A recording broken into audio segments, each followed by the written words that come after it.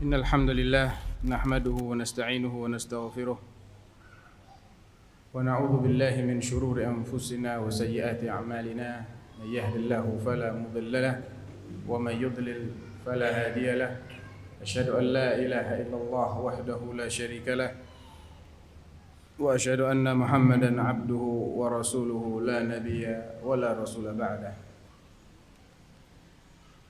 اللهم صل وسلم وبارك وأنعم على سيدنا وحبيبنا وقدوتنا محمد وعلى آله وصحبه ومن سار على نهجهم واستنى بسنته إلى يوم الدين أما بعد.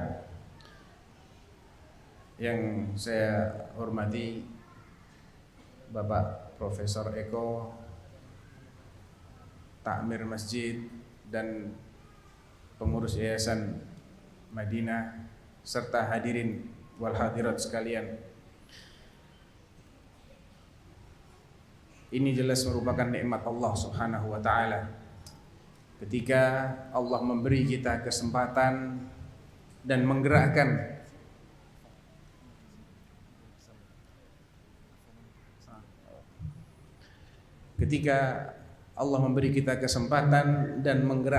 hati kita serta diri kita untuk hadir di majelis ilmu,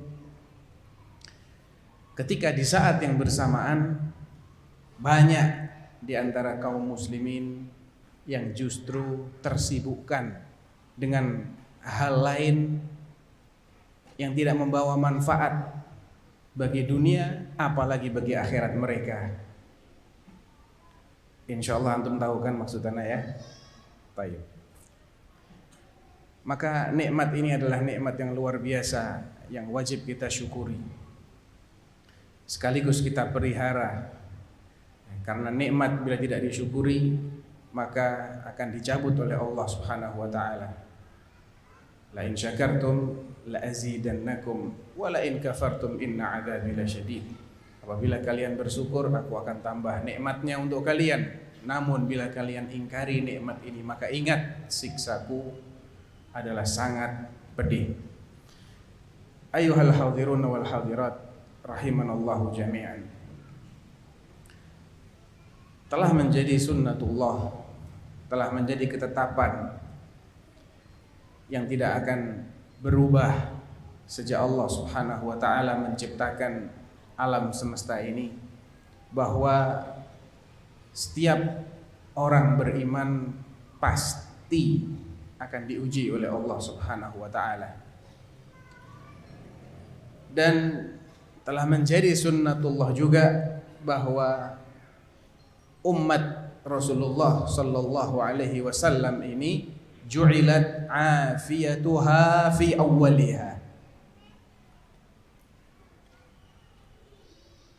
Mereka yang hidup di awal-awal Islam itu ditakdirkan oleh Allah Subhanahu wa taala untuk merasakan afiyah. Afiyah ini bisa dimaknai dengan masa-masa yang tidak banyak dilanda oleh fitnah, oleh ujian. Akan tetapi mereka yang datang di masa-masa berikutnya itu akan banyak sekali dilanda oleh fitnah. Oleh karena itu,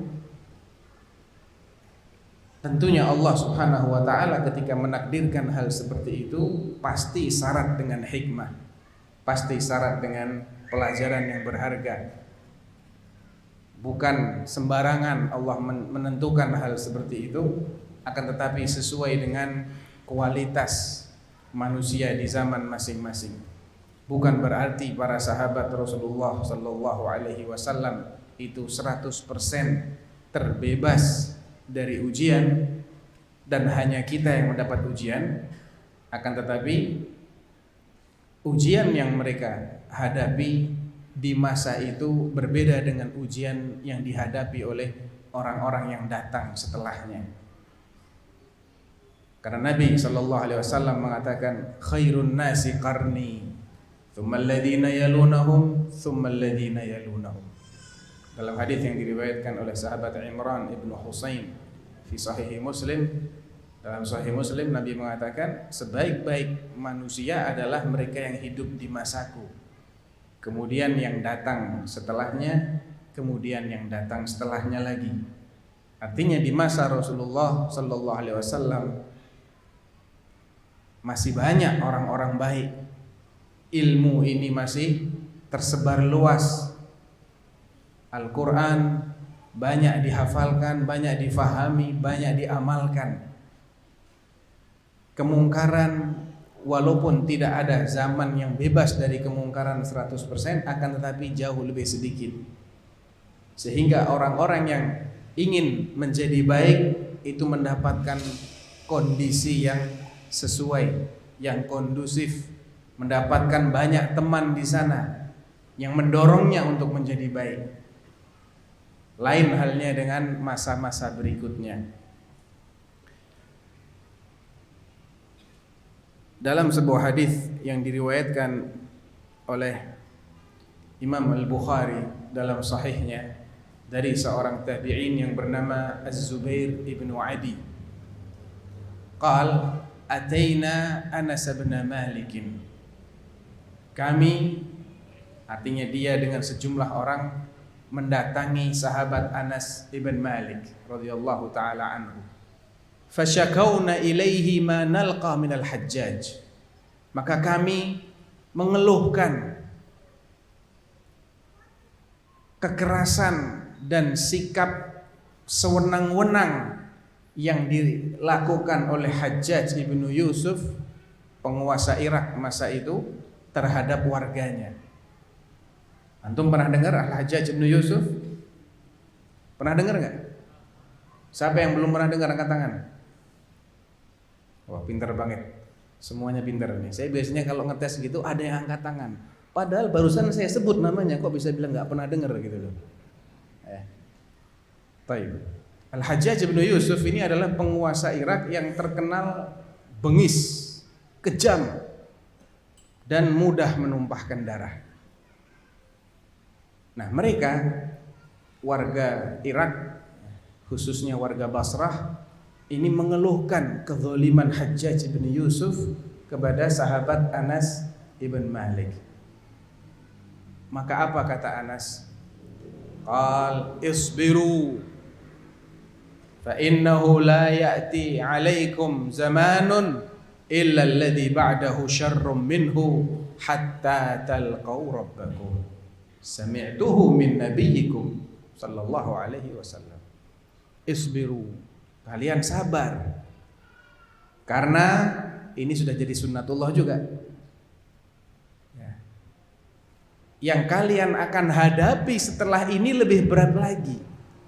La ya'ti alaikum zaman, tidaklah kalian melewati suatu zaman, suatu masa, illa alladzi ba'dahu syarrum minhu, melainkan yang berikutnya itu akan lebih buruk lagi daripada yang sekarang kalian rasakan. Hatta talqaw rabbakum. Sampai kapan kita harus bersabar? Hatta talqaw rabbakum. Sampai kalian menghadap Allah Subhanahu wa taala. Sami'tuhu min nabiyyikum. Aku mendengar kata-kata ini dari nabi kalian, dari Rasulullah sallallahu alaihi wasallam. Jadi makin kesini ya, makin jauh kita dari zamanun nubuwah, dari masa kenabian, makin banyak cobaan dan ujian yang harus kita hadapi. Makin sedikit pula orang-orang yang belajar untuk menjadi manusia sebagaimana tujuan dirinya diciptakan, dan makin banyak orang yang belajar hanya untuk memakmurkan dunia, padahal dunia ini hanya sementara. Alias makin sedikit ilmu-ilmu din itu dipelajari, dan makin banyak orang yang jahil terhadap agamanya. Dari kejahilan inilah, dari ketidaktahuan mereka terhadap dinnya inilah, mereka semakin jauh, semakin terjerumus dalam fitnah. Bahkan suatu ketika yang tadinya itu ma'ruf dianggap mungkar di zaman itu. Sedangkan sesuatu yang mungkar justru dianggap ma'ruf.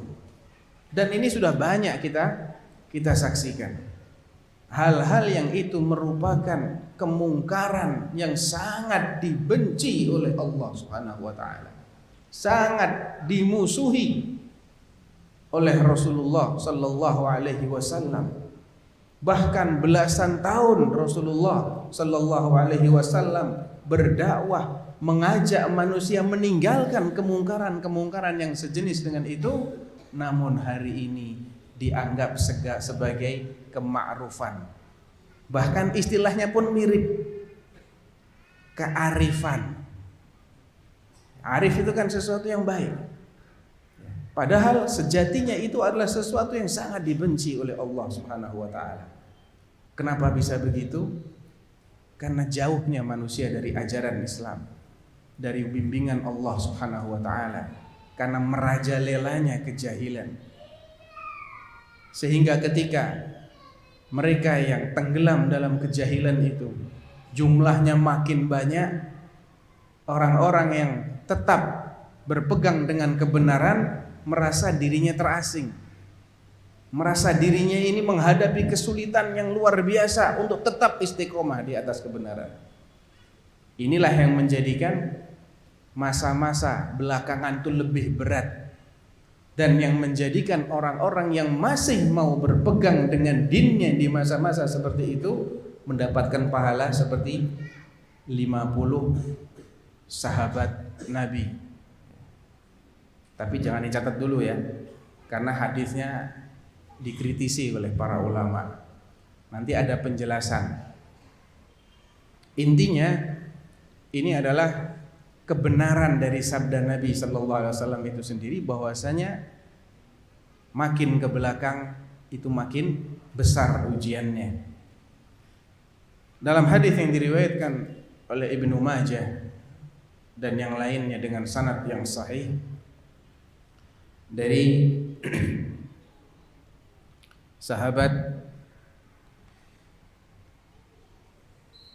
Hudzaifah bin Yaman radhiyallahu taala anhu, bahwa Nabi sallallahu alaihi wasallam bersabda, "Yadrusul Islam kama yadrusu wasyuth thawbi." Islam itu akan luntur sedikit demi sedikit seperti lunturnya motif kain. Ya, makin jauh, makin lama, maka motifnya akan luntur sedikit demi sedikit hingga akhirnya hilang dia. Hatta la yudra ma siyamun wala salatun wala nusukun wala sadaqah. Sampai pada kondisi orang tidak lagi mengenal apa itu aturan puasa, apa itu sholat, apa itu nusuk haji, apa itu sedekah atau zakat. Ya. Orang sudah tidak lagi mengenal sesuatu yang merupakan arkanul Islam itu sendiri. Rukun Islam yang 5 itu 4 diantaranya sudah hilang dari memori kaum muslimin, tidak lagi dikenal. Terus apa yang tersisa? Nabi melanjutkan wala yusra, dan nanti pada suatu malam wala yusra ala kitabillahi azza wa jalla fi lailatin. Kitabullah azza wa jalla, Al-Qur'an yang menjadi pedoman hidup manusia itu akan diangkat, dicabut dalam satu malam saja. Fala yabqa fil ardi minhu ayah, sehingga tidak ada satu ayat pun yang tersisa di muka bumi daripada Al-Qur'an itu. Semuanya hilang, diangkat, enggak ada lagi orang yang menghafal Al-Qur'an. Wa tabqa tawaifu minan nas asy-syaikhul kabir wal ajuz yaqulun adrakna aba'ana ala hadhihi al-kalimah la ilaha illallah fanahnu naquluha. Ya, setelah Al-Qur'an itu dicabut dalam satu malam, enggak ada lagi ayat yang tersisa, maka akan dijumpai sekelompok manusia, laki-laki yang sudah tua renta dan wanita, nenek-nenek. Mereka hanya mengatakan kalimah la ilaha illallah. Karena itu satu-satunya yang tersisa yang mereka diajari oleh leluhurnya, tinggal kalimat la ilaha illallah. Mereka pun mengikutinya tanpa tahu apa-apa tentang la ilaha illallah. Ini menunjukkan bahwa makin ke belakang sana kejahilan akan makin merajalela. Kemudian dalam hadis lain yang diriwayatkan oleh Imam At-Tirmidzi dari sahabat Abu Tha'labah Al-Khushani radhiyallahu taala anhu, Nabi mengatakan ya'ti 'alan nasi zamanun al-mutamassiku fihi ala dinihi kal qabidhi 'alal jamr. Akan tiba suatu masa di mana orang yang masih berpegang dengan dinnya saat itu merasakan ujian yang luar biasa beratnya, merasakan godaan yang sangat besar, fitnah yang luar biasa. Untuk tetap berpegang dengan din ini membutuhkan kesabaran yang luar biasa, seperti sabarnya orang yang menggenggam bara. Berapa lama seseorang bisa kuat menggenggam bara api coba? Itu analogi yang dibuat oleh Rasulullah sallallahu alaihi wasallam. Tentunya menggenggam bara api lebih menyakitkan, tapi ini menunjukkan bahwasanya berpegang dengan din di saat itu adalah sesuatu yang berat sekali. Nah, kalau kita renungkan sejumlah hadis yang disampaikan oleh Rasulullah sallallahu alaihi wasallam tadi, maka ada dua hal di sini sebetulnya. Yang pertama khabar, pemberitahuan. Yang kedua irsyad alias bimbingan.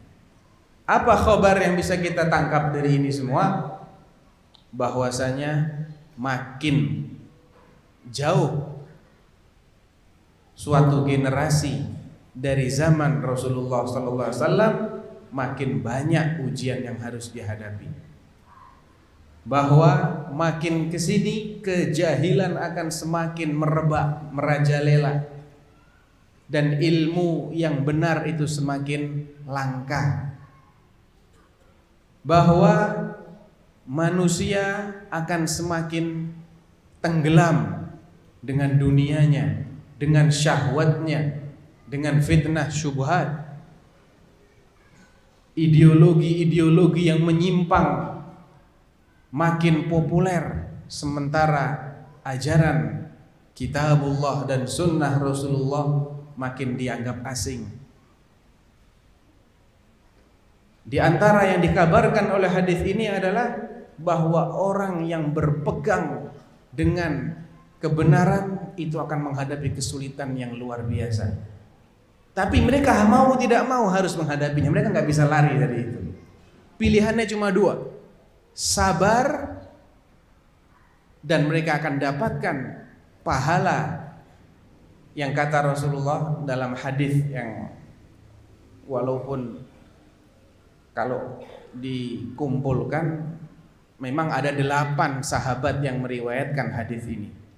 Ya, ada 8 sahabat yang meriwayatkan hadis bahwa saat akhir zaman ketika fitnah sudah demikian merajalela, orang yang masih berpegang dengan Islam, inna wara'akum ayyaman,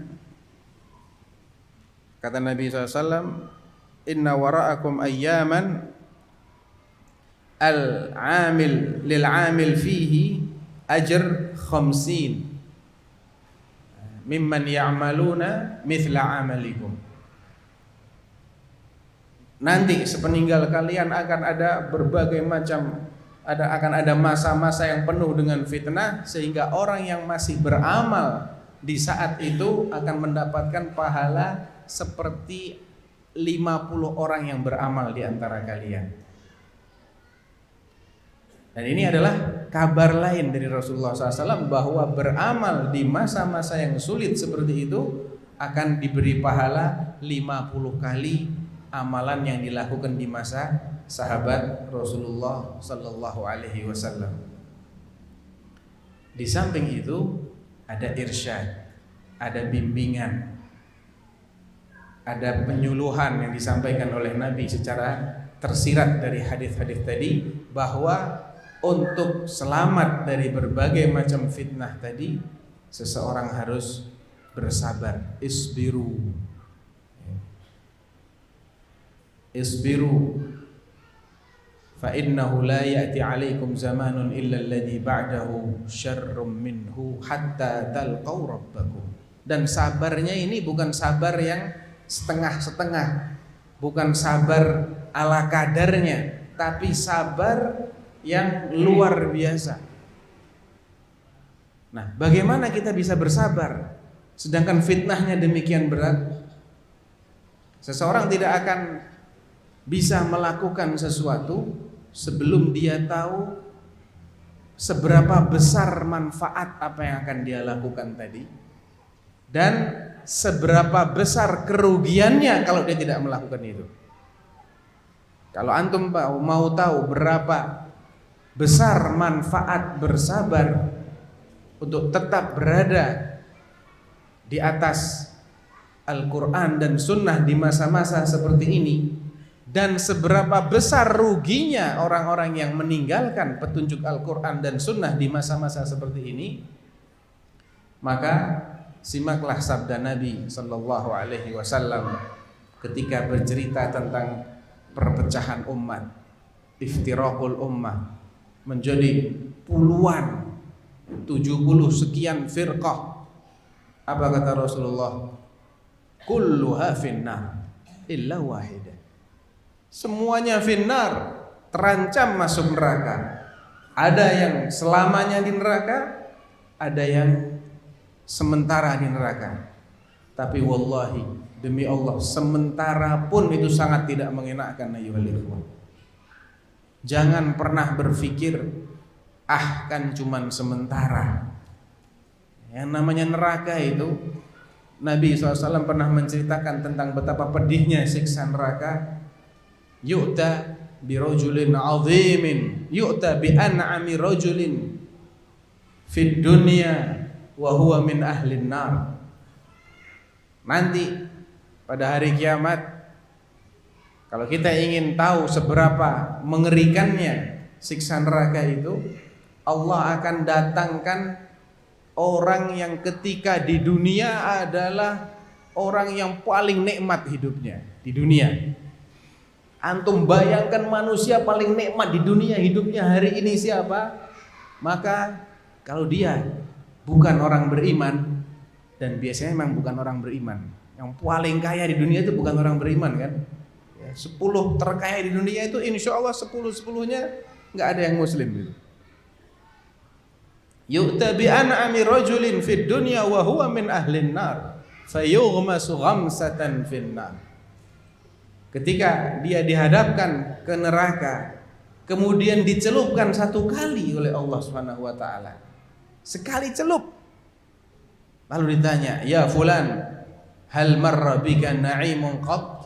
Qala la ya Rabb. Hai fulan, pernahkah engkau merasakan suatu kenikmatan sekecil apapun itu selama ini? Qala la ya Rabb. Enggak. Saya tidak mengingat saya pernah dapat nikmat. Padahal ini orang yang paling nikmat di dunia. Jadi siksa neraka itu siksa yang melupakan seseorang dari nikmat dunia. Makanya orang-orang yang dihadapkan kepada neraka nanti di hari kiamat, dia rela mempertaruhkan apa saja supaya dia selamat dari neraka. Dan itu banyak ayatnya di surah Al-Maidah ayat 36-37. Allah berfirman, "Innal ladzina kafaru law anna lahum ma fil ardi jami'an wa mithluhu ma'ahu liyaftadu bihi min 'adzabi yaumil qiyamati ma tuqbila minhum walahum adzabun alim yuriduna an yakhruju minan nari wama hum bikharijina minha walahum adzabun muqim. Sungguhnya orang-orang yang kafir itu, orang-orang yang meninggalkan petunjuk Allah dan Rasulnya selagi di dunia, saat mereka dihadapkan kepada konsekuensi dari pilihan mereka, yaitu memilih untuk kafir sampai mati tetap kafir, apa yang mereka lakukan saat dihadapkan kepada konsekuensi pilihan mereka, yaitu siksa neraka? Lau anna lahum ma fil ardi jami'an, seandainya mereka itu memiliki kekayaan yang senilai dengan sepenuh bumi. Orang paling kaya hari ini, insya Allah kekayaannya belum setara dengan satu Kabupaten Sukoharjo.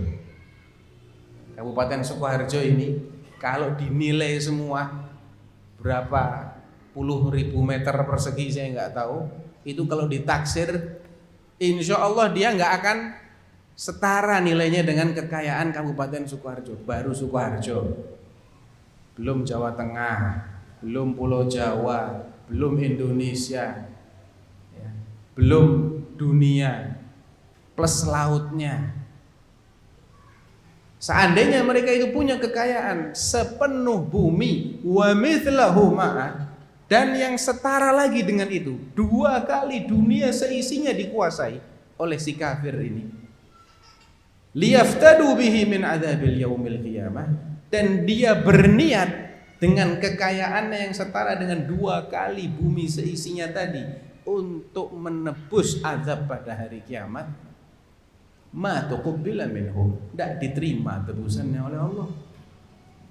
Walahum adzabun alim, mereka tetap dapat azab yang menyakitkan. Yuridun ay yakhruju minan nar, mereka senantiasa pakai fi'il mudhari yang menunjukkan sesuatu yang terus menerus mereka inginkan. Setiap saat mereka itu ingin keluar dari neraka. Wa ma hum bikharijina minha, tapi mereka tidak akan keluar darinya. Walahum adzabun muqim, mereka terus akan mendapatkan azab yang melekat. Itu mahalnya hidayah ayyuhal ikhwah. Dan jangan dikira kesesatan hari ini itu kesesatan yang ringan. Kesesatannya mengerikan. Ya'ti 'alan nasi zamanun yusbihur rajulu mu'minan wa yumsi kafiran wa yumsi mu'minan wa yusbihu kafiran yabi'u dinahu bi'aradin minad dunya. Hari ini banyak sekali orang yang terjerumus dalam fitnah-fitnah yang bukan hanya menjadikan mereka tersesat tapi masih muslim. Besar, banyak di antara mereka yang tersesatnya itu sampai keluar dari Islam. Paginya muslim, sorenya murtad, sorenya muslim, besok paginya murtad, menggadaikan agamanya dengan dunia. Itu kalau kita ingin tahu betapa mahalnya hidayah Allah, betapa ruginya mereka yang meninggalkan hidayah. Baik, berhubung sudah masuk waktu, kita break sejenak untuk azan. Bismillahirrahmanirrahim.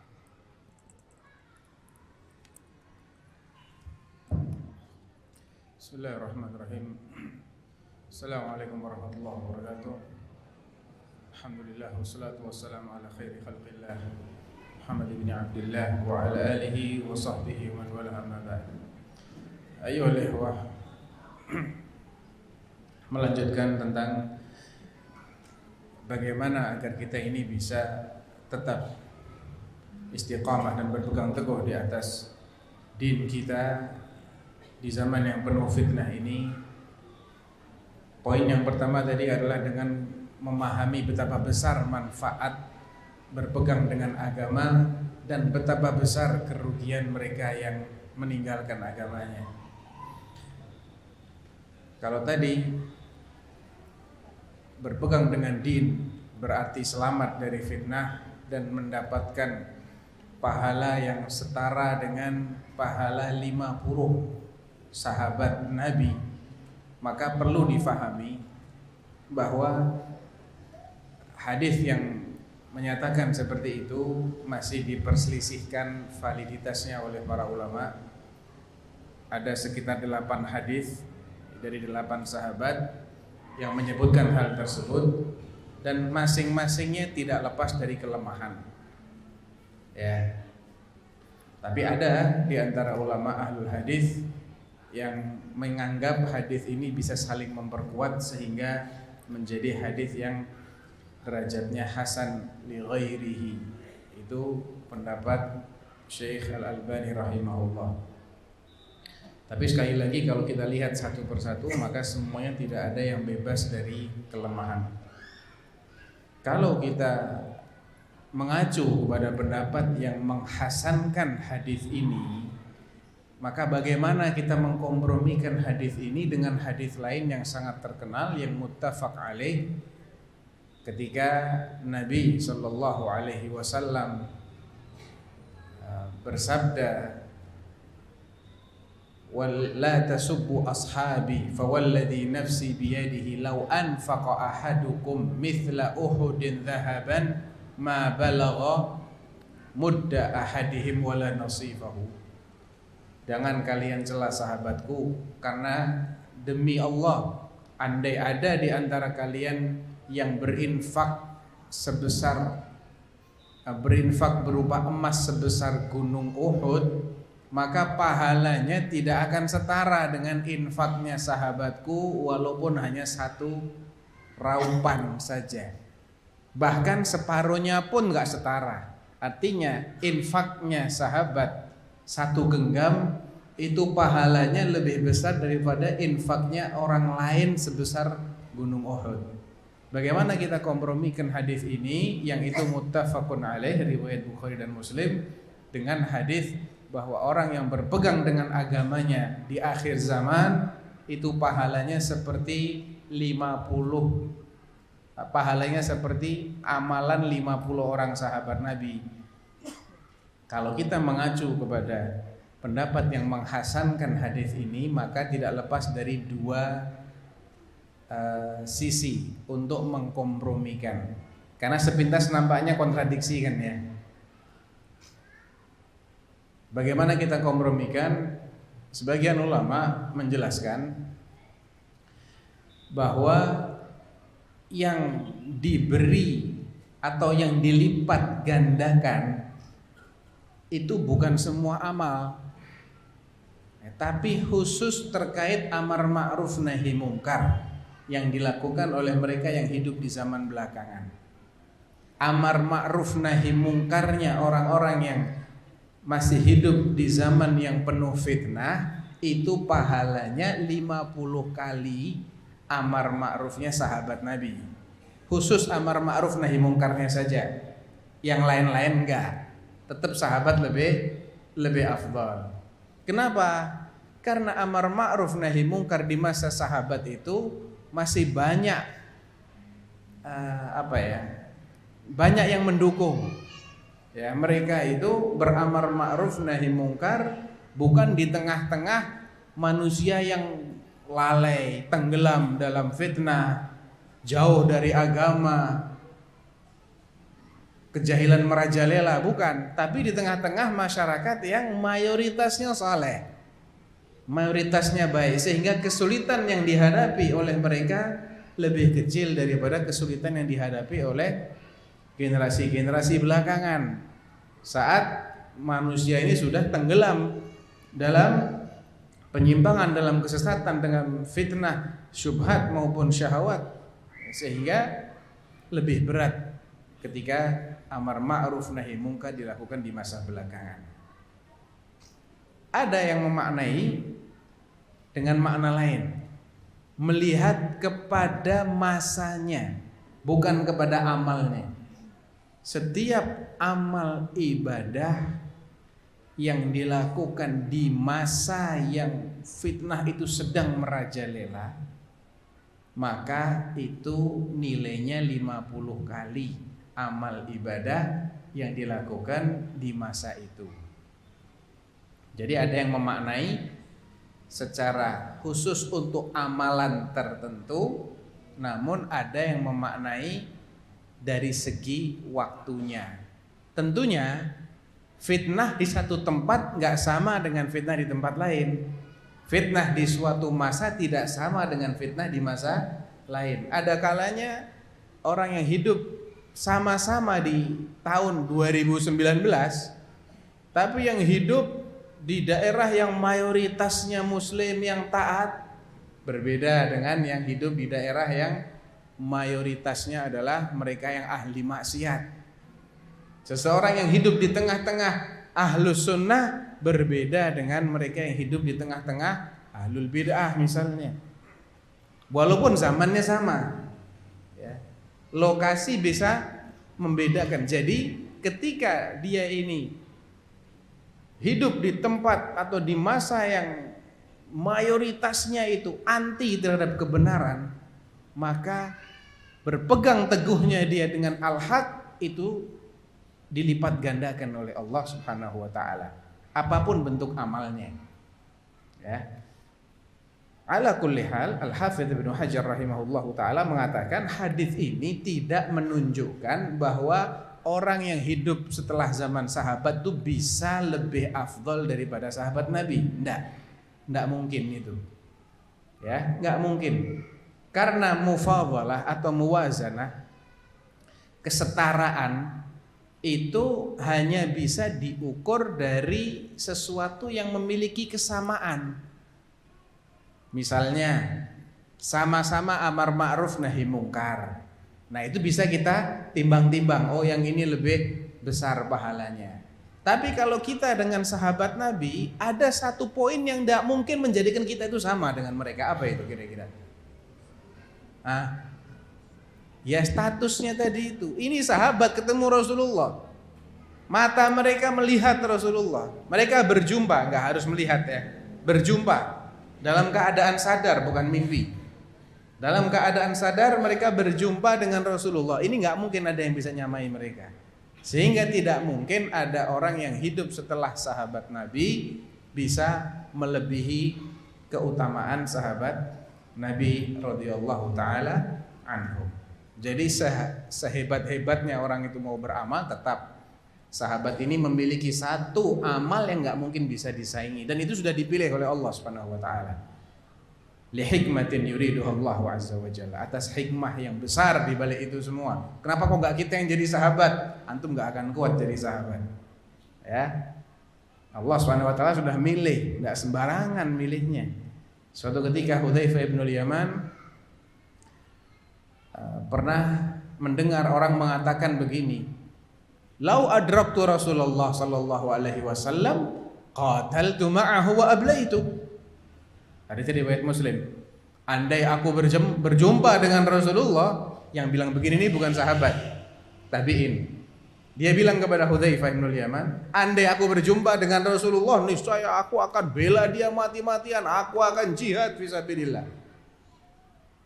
Apa kata Hudzaifah? Anta kunta taf'alu dzalik? Serius kamu bakal seperti itu? Laqad ra'aituna Lailatul Ahzab syadidatir riyahi wa qurrin. Saya masih ingat ya, kau dengar ya cerita kami. Kami ini sahabat Nabi. Kamu kan baru berandai-andai. Ini kami sudah benar-benar nih ngalami sebagai sahabat Nabi. Saya masih ingat bagaimana kami di salah satu malam perang Ahzab, perang urat syaraf. Perang di mana kaum muslimin dikepung dari berbagai penjuru, dikeroyok oleh pasukan koalisi. Dan mereka nggak bisa keluar dari kota Madinah. Mereka hanya dibatasi oleh parit. Antara mereka dengan musuh hanya ada parit. Dikepung berhari-hari. Saat kondisi mereka sedang kelaparan luar biasa dan anginnya berhembus demikian kencang, hawa dinginnya nusuk tulang. Dinginnya kota Madinah beda.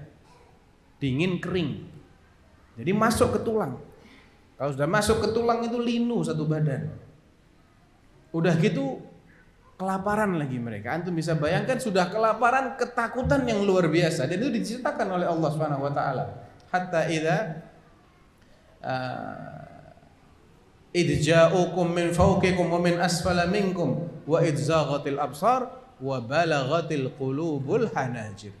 Jantungnya sampai ke sini kata Allah. Saking takutnya itu. Wa tadhunnuna billahi dhununa. Kalian menduga macam-macam terhadap Allah. Suudzonnya luar biasa, macam-macam. Hunalika tuliyal mu'minun wa zulzilu zilzalan syadida. Ketika itulah orang-orang beriman diguncang, diuji dengan ujian besar dan diguncang dengan goncangan hebat oleh Allah. Nah, Hudzaifah menceritakan, kami masih ingat ketika itu Rasulullah sallallahu alaihi wasallam menawarkan kepada kami, ala rajulun ya'tini bi khabaril qaum ja'alahu Allahu ma'i yaumal qiyamah. Falam yujib minna ahad. Siapa ya di antara antum, kata Rasulullah, yang siap menjadi mata-mataku, mencuri dengar apa rencana musuh, kemudian dia sampaikan kepadaku, insya Allah hari kiamat dia bersamaku. Enak enggak? Hari kiamat sama Rasulullah kira-kira aman enggak? Aman. Tapi tidak ada yang bangun, kata Hudzaifah. Ya, antum tadi bilang, bukan antum ya, maksudnya orang ini. Kalau aku ketemu Rasulullah, aku akan berjihad, aku akan berkorban. Loh, ketika itu tidak ada tuh sahabat yang ngacung, saya siap jadi mata-mata ya Rasulullah. Diulang lagi, siapa ya di antara antum yang mau jadi mata-mataku? Nanti dia akan bersamaku pada hari kiamat. Sampai yang ketiga kali juga nggak ada yang mengatakan bersedia. Kenapa? Karena sifatnya masih tawaran, belum perintah. Kalau tawaran berarti belum mengikat. Ya. Walaupun pahalanya besar, mereka juga mikir, ini resikonya juga besar. Menyusup ke tengah-tengah pasukan musuh, ya bisa pulang selamat, bisa pulang tinggal nama, masih mending tinggal nama. Langsung dibunuh gitu selesai perkaranya, syahid insyaallah. Yang susah ini kalau ditawan oleh musuh. Dan musuhnya terkenal bengis. La yarqubuna fi mu'minin illan wala dhimmah. Kalau sudah menangkap, menyandra orang beriman, mereka tidak lagi memperhitungkan adanya perjanjian damai, adanya kekerabatan, tidak ada nilainya lagi. Disiksa habis-habisan. Iyathqafukum yakunu lakum a'da'a wa yabsutu ilaikum aydiyahum wa alsinatahum bisu' wa waddu law takfurun. Kalau sampai mereka menangkap kalian, kata Allah, mereka akan menampakkan karakter permusuhan mereka yang sejati kepada kalian, dan mereka akan lampiaskan permusuhan dan kebencian mereka itu melalui lisan dan tangan mereka, dan mereka berusaha ingin sekali supaya kalian kufur lagi setelah beriman. Mereka tahu ini resiko berat ini. Ya kalau lolos pulang dengan selamat, kalau pulang babak belur, kalau nggak pulang tapi juga nggak mati. Padahal saat itu sedang kelaparan, kedinginan, ketakutan jadi satu. Setelah nggak ada yang mau jadi relawan, Nabi mengatakan, "Qum ya Hudzaifah, fa'tini bi khabarihim." Hei Hudzaifah, kau bangun, kau yang mata-matai. Wala tad'arhum alayya. Ya, kau cukup nguping saja. Jadi informan saja mereka rencananya apa, jangan berbuat tindakan yang memprovokasi mereka untuk menyerangku. Jangan berbuat apa-apa, cuma nguping saja. Jadi intinya Allah Subhanahu wa taala sudah memilih mereka. Enggak salah Allah milih sahabat, enggak mungkin salah Allah kok salah. Jadi jangan ada yang suudzon dengan takdirnya Allah Subhanahu wa taala. Baik, jadi nggak mungkin ya kita ini bisa melakukan amalan yang menjadikan kita lebih afdol dari sahabat, itu nggak mungkin, mustahil. Kalaupun ada salah satu amal yang pahalanya dilipat gandakan oleh Allah, maka tidak berarti pelakunya mutlak lebih afdol daripada sahabat. Ya, Karena sahabatnya sudah punya afdholiyah mutlaqah, keutamaan yang sifatnya mutlak. Mereka mutlak lebih baik daripada selain mereka, sehingga selain mereka nggak mungkin bisa menyamai mereka dari sisi keutamaan. Kalaupun ada salah satu amal, itu tidak berarti menjadikan dia utama dari sisi yang lain. Paham ya? Taib. Jadi cara yang pertama supaya kita ini bisa tamassuk biddin, berpegang dengan agama ini adalah kita memahami betapa besar pahala yang Allah janjikan dan betapa ruginya mereka yang tidak seperti itu. Ruginya apa? Mereka terancam dengan neraka. Ya walaupun cuma sehari masuk neraka, ada yang mau nyoba?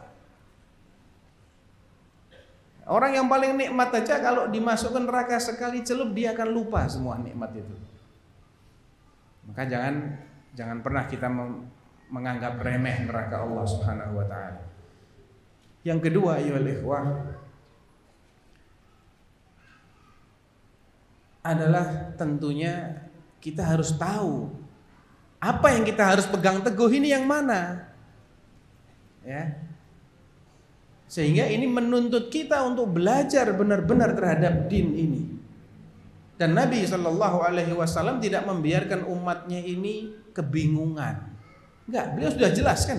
Qad taraktukum 'alal mahajjatil bayda lailuha kanahariha la yazighu 'anha illa halikun. Aku meninggalkan kalian di atas jalan yang putih terang benderang. Jelas semuanya. Malamnya seterang siangnya. Kalau sudah begitu masih ada yang tersesat lagi, ini orang memang kebangetan. Keterlaluan ini orang. Kok bisa keterlaluan? Terlalu masa bodoh dia sama agama. Terlalu dia tidak mementingkan untuk belajar agama. Terlalu dia. Sudah jelas kok. Tinggal dia mau belajar apa enggak. Jadi kuncinya kita ini mau tamassuk biddin, kita harus tahu apa yang kita harus pegang erat-erat. Ajaran Islam banyak memang. Tapi mana yang paling penting, mana yang menjadi dasar semuanya, kita harus tahu. Tentu yang paling penting adalah tauhid. Karena itu pondasi semua amal kita. Begitu tauhidnya ini rusak, batal karena ucapan atau karena keyakinan atau karena perbuatan tertentu, maka semua amal yang dibangun di atasnya rusak. Seperti orang sholat tiba-tiba kentut, walau dia sudah sholat semalam suntuk, sebelum salam dia kentut, batal apa batal? Batal. Kalau dari awal malam dia sholat tidak salam, ya, menjelang salam dia kentut, maka sholatnya semalam suntuk itu batal. Karena syarat sahnya sholat batal, toharohnya batal. Nah tauhid itu ibarat toharoh bagi sholat. Tauhidnya batal, semua amal batal. Oleh karena itu kita harus pegang erat-erat, kita harus pelajari baik-baik masalah tauhid ini. Karena itu misi utama dakwah para nabi. Walaqad ba'atsna fi kulli ummatir rasulan an i'budullaha wajtanibut taghut. Kami telah utus kepada masing-masing umat itu seorang rasul. Misinya apa? U'budullah wajtanibut taghut. U'budullah itu sinonimnya adalah u'budullah wajtanibut taghut itu la ilaha illallah. La ilaha itu at-tawaghit kulluha, itu adalah yang kita harus jauhi. U'budullah yakni illallah, hanya Allah saja yang kita ibadahi. Yang selain-selainnya kita harus tinggalkan.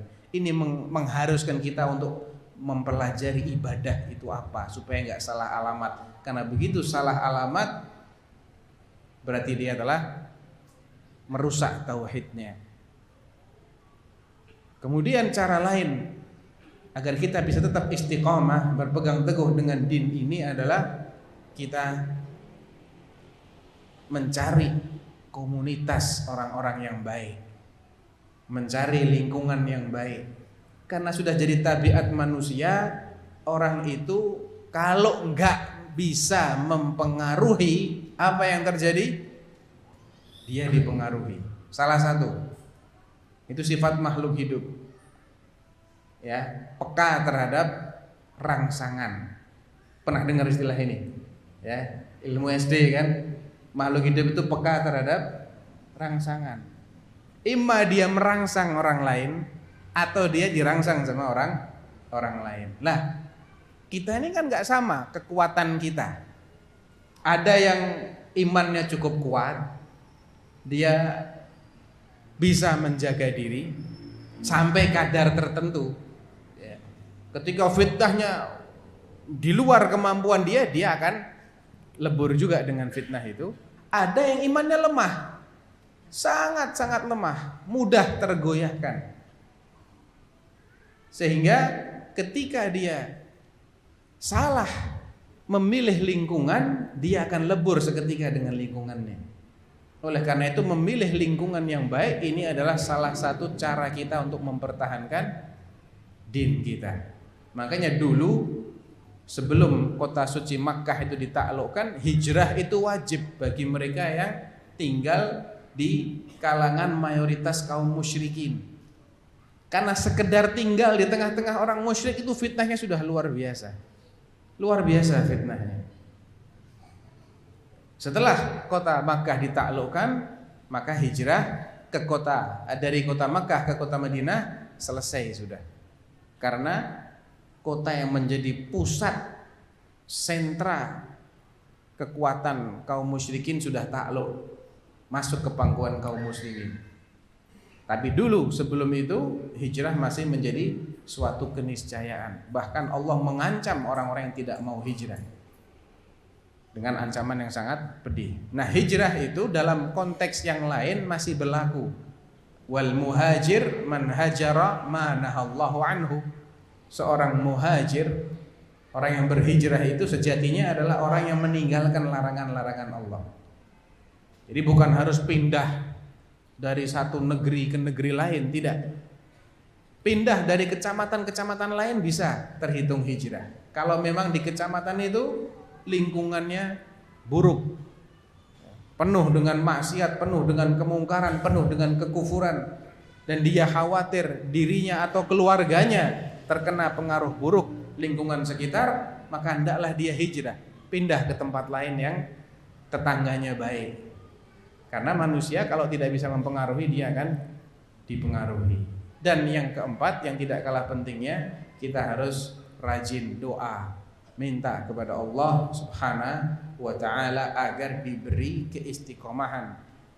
Ummu Salamah radhiyallahu ta'ala, istri Nabi, mengatakan, kana aktsara du'ain Nabi SAW, ya muqallibal qulub tsabbit qalbi ala dinik. Salah satu doa yang paling sering dibaca oleh Nabi adalah ya muqallibal qulub tsabbit qalbi ala dinik. Wahai zat yang membolak-balikkan hati, tetapkan hatiku di atas agamamu. Ditanya sama Ummu Salamah, kok sering banget engkau ya Rasulullah baca doa ini, kenapa? Innal quluba baina isba'aini min asabi'ir rahman yaqlibuha kaifa syaa. Ya karena hati kita ini di antara dua jari Allah Subhanahu wa taala yang Allah bolak-balikkan sekehendaknya. Jadi doa ini adalah salah satu faktor utama, bukan faktor sekunder loh ya, primer ini. Hatta Rasulullah sallallahu alaihi wasallam itu kalau bukan karena diberi tatsbit oleh Allah, beliau sudah tergelincir dengan godaan orang kafir, apalagi kita. Di surah Al-Isra Allah menegaskan, wa in kadu la yaftinunaka 'anil ladzi auhayna ilaika litaftari 'alaina ghairah wa idzan lattakhadhuka khalila walaula an thabbatnaka laqad kitta tarkanu ilaihim syai'an qalila idzan la'adaqnaka dhi'fal hayati wa dhi'fal mamat. Mereka itu benar-benar hampir saja memfitnahmu wahai Muhammad, agar engkau merekayasa yang bukan berasal dari kami. Dan kalau sampai engkau mengikuti fitnah mereka, mereka akan menjadikanmu sebagai kekasih. Senang banget mereka kalau sampai berhasil menyimpangkanmu sedikit saja, sehingga engkau merekayasa ucapan atas nama Allah, padahal Allah nggak bilang begitu. Walaula an tsabbatna, dan kalau bukan karena kami memberimu tatsbit, kemantapan, keteguhan prinsip, Laqad kitta tarkanu ilaihim syai'an qalila. Hampir saja engkau cenderung sedikit saja kepada mereka. Tidak usah banyak-banyak. Cenderung sedikit terhadap fitnahnya mereka ini sudah menimbulkan akibat yang sangat mengerikan. Wa idzal la'adzaqnaka dhi'fal hayati wa dhi'fal mamat thumma la tajidu laka alaina nasira. Kalau sampai itu terjadi, kami akan timpakan kepadamu azab 2 kali lipat saat kamu masih hidup dan 2 kali lipat setelah kamu mati. Jadi Rasulullah saja itu sangat terbantu dengan adanya tatsbit minallah. Dan doa beliau ketika usai menguburkan jenazah apa? Istaghfiru li akhikum hadza was'alu lahu tatsbit fa innahu al-ana yus'al. Mintakan ampun buat saudaramu yang barusan dikubur ini dan mintakan supaya dia diberi ketetapan hati oleh Allah karena dia sekarang sedang ditanya. Jadi dengan 4 cara ini, pertama kita menyadari betapa luar biasanya manfaat di balik istiqamah dan berpegang teguh dengan din di zaman yang penuh fitnah ini, sekaligus menyadari betapa besar kerugian mereka yang tidak sabar untuk berpegang dengan dinnya. Kemudian kita mempelajari din ini dengan baik sehingga kita tahu mana yang kita harus pegang erat-erat, nggak ada kompromi di situ, mana yang selamanya kita harus tinggalkan, mana yang merupakan kewajiban yang kita akan diberi pahala besar oleh Allah manakala melaksanakannya dan terancam dosa ketika meninggalkannya, dan mana yang sifatnya anjuran, sunnah, dan mana yang sifatnya makruh, dan mana juga yang sifatnya haram. Ya, kita harus belajar baik-baik. Yang ketiga, kita berusaha mencari teman-teman yang mendorong kita untuk bersikap istiqamah, mencari lingkungan yang baik. Dan yang keempat apa tadi? Yang keempatnya yang paling penting, doa. Ya. Perbanyak doa dengan tulus, baik ketika kita sujud, menjelang salam, di sepertiga malam terakhir, di setiap waktu-waktu mustajab, tempat-tempat mustajab, minta dengan penuh ketulusan. Ya muqallibal qulub, tsabbit qalbi ala dinik. Mungkin itu inti dari materi yang bisa disampaikan malam ini. Wallahu taala alam. Sallallahu ala nabiyyina Muhammadin wa ala alihi wa sahbihi wasallam. Assalamualaikum warahmatullahi wabarakatuh.